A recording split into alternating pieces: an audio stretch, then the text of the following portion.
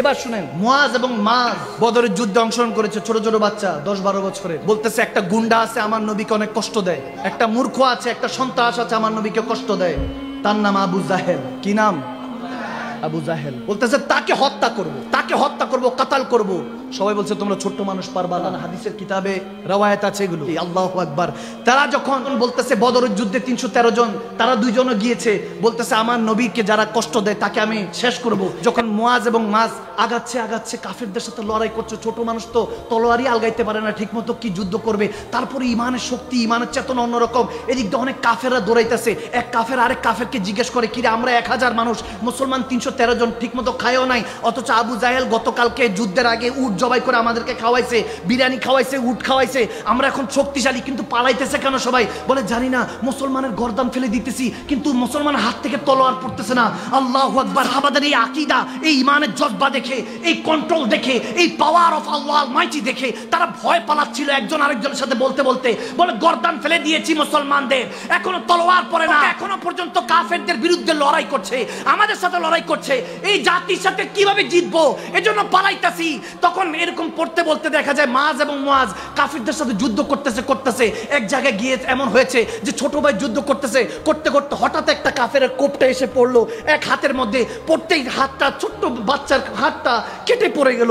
কেটে যখন পড়ে গেল, ডান হাত পড়ে গেল, বাম হাতের তলোয়ার নিয়ে আবার যুদ্ধ করছে। এখন একজন ভাই আরেকজন ভাইকে আগলে রাখতেছে যে তুই আমার পিছনে থাক, আমরা ওই জাহেলকে, আবু জাহেলকে ধ্বংস করে ছাড়বো ইনশাআল্লাহ।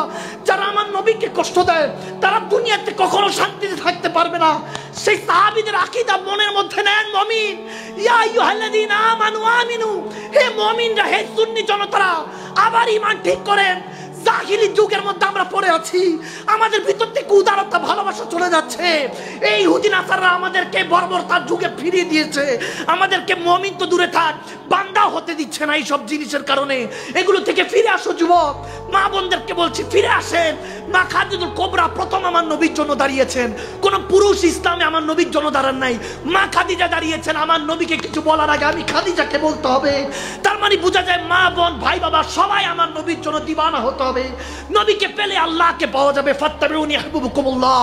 মুয়াজ এবং মাজ যখন যাচ্ছে কাটতে কাটতে একজন আরেকজনকে পাহারা দিয়ে, ছোট ভাইকে বড় ভাই আলাদা করে পাহারা দিচ্ছে যে তুই পিছনে থাক, তুই পিছনে থাক, তোকে মেরে ফেলবে নয়তোবা।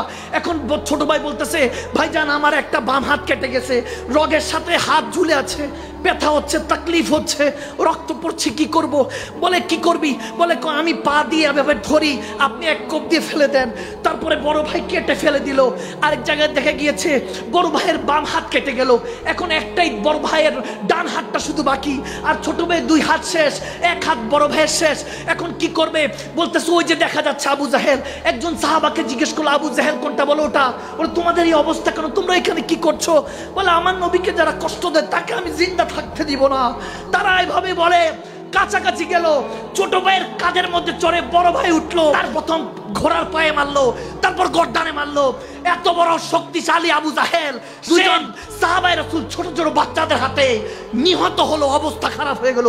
আব্দুল্লাহ ইবনে মাসউদ রাদিয়াল্লাহু তাআলা কান্না করতে করতে হাদিসটা বর্ণনা করছিলেন। বলে আমি যখন হাদিসটা বর্ণনা করছি তখনও চোখ দিয়ে পানি পড়ছে, লেখাগুলি মুছে যাচ্ছে। তারপরে বলতেছে আমার নবীকে তো ওই বাচ্চাদের মতো ভালোবাসতে পারলাম না। যখন এরকম ভালোবাসার নিদর্শন হলো, যুদ্ধ সমাপ্তি হলো, মুসলমানরা জয়ী হলেন। জয়ী হওয়ার পর প্যারা নবী জানতে পারলেন। বলে দেখো আবু জাহেল কোথায় পড়ে আছে। আব্দুল্লাহ ইবনে মাসউদ রাদিয়াল্লাহু তাআলা গেলেন, যাওয়ার পরে আবু জাহেলের অবস্থা দেখলেন যে পড়ে আছে, কিন্তু এখনো দম যায় নাই, তার দম এখনো যায় নাই, দম কিছুটা আছে। সে এসে বলতেছে আমি তখনও মুহাম্মদকে ঘৃণা করতাম, নাউজুবিল্লাহ, এবং আমার উত্তরসূরি কিয়ামত পর্যন্ত থাকবে, নাউজুবিল্লাহ। সে বলতেছে যে আমি ভবিষ্যৎবাণী করে দিয়ে গেলাম, আমার উত্তরসূরি থাকবে যারা মুহাম্মদকে পছন্দ করবে না, নাউজুবিল্লাহ, আমার হুজুরকে রাসূলকে পছন্দ করবে না। তখন আব্দুল্লাহ ইবনে মাসউদ তখন তলোয়ার নিলেন যে গর্দান ফেলে দিবে। বলে গর্দান ফেলার আগে এখান থেকে একদম কাছা থেকে ফেলো, যাতে সবাই বুঝে এটা সর্দারের গর্দান। অর্থাৎ তার অহংকার তখনও মিশতেছে না। আল্লাহ তার কলবের মধ্যে খাতামাল্লাহু আলা কুলুবিহিম ওয়া আলা সামঈহিম, তাদের কলবের দৃষ্টির মধ্যে, শোনার মধ্যে, সবকিছুর মধ্যে আল্লাহ যখন মোহর মেরে দেয়, আল্লাহ বলেন যে তারা ঘুমের মধ্যে থাকে, তারা কখনো নবী চিনবে না, আল্লাহ চিনবে না। ওই জাহেলকে যখন আব্দুল ইবনে মাসউদ সাহাবায়ে রাসূল যখন গর্দান মেরে দিলেন, তখন আমার নবীর কাছে আবু জাহেলের গর্দান নিয়ে আসলেন। ইয়া রাসূলুল্লাহ, তার গর্দান উড়িয়ে দিয়েছি।